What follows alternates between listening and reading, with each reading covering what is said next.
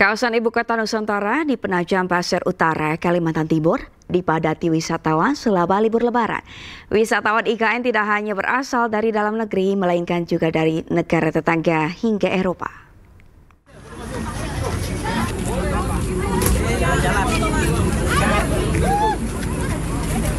Di momen libur Lebaran, kawasan Ibu Kota Nusantara di Kabupaten Penajam Pasir Utara dipadati wisatawan lokal maupun dari luar Kalimantan.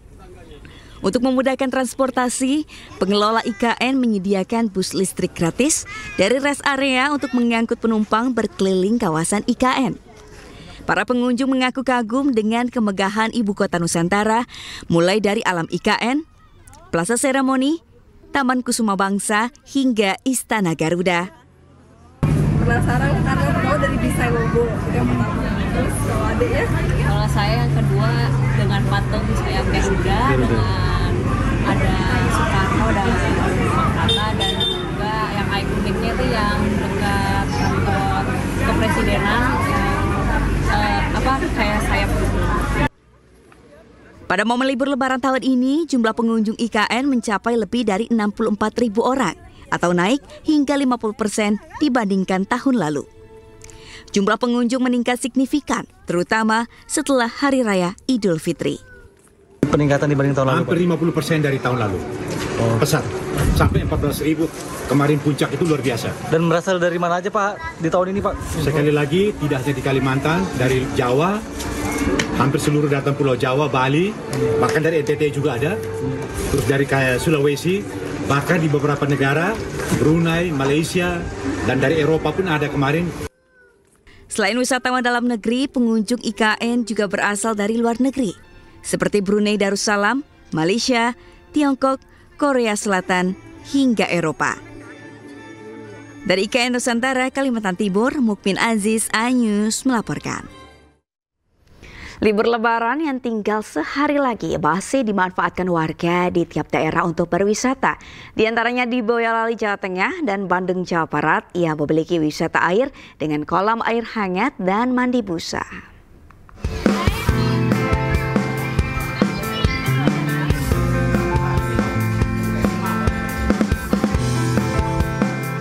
Selama libur Lebaran, objek wisata air panorama yang berada di Desa Nepen, Kecamatan Teras, Boyolali, Jawa Tengah, selalu ramai dikunjungi oleh ribuan warga.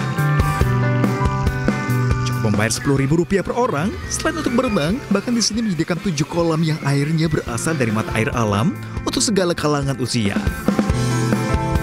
Bagi orang dewasa, ada spot favorit di arena kolam pancuran air bisa menjadi sarana untuk relaksasi diri, ditambah dengan suasana sejuk di bawah pohon yang rindang.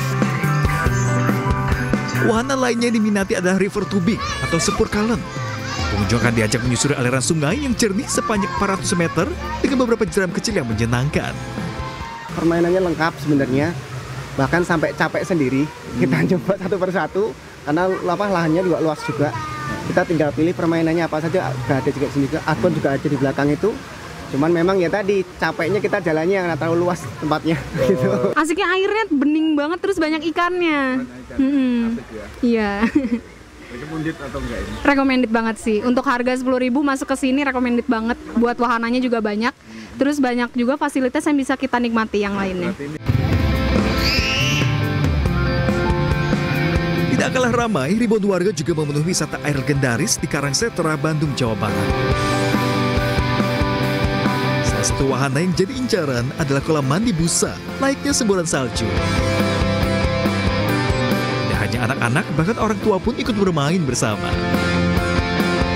Selain kolam busa, ada juga wahana lain seperti waterboom, seluncuran pelangi, naga, serta sepeda udara agar pengunjung bisa mengelilingi areal Karangsetra di atas ketinggian.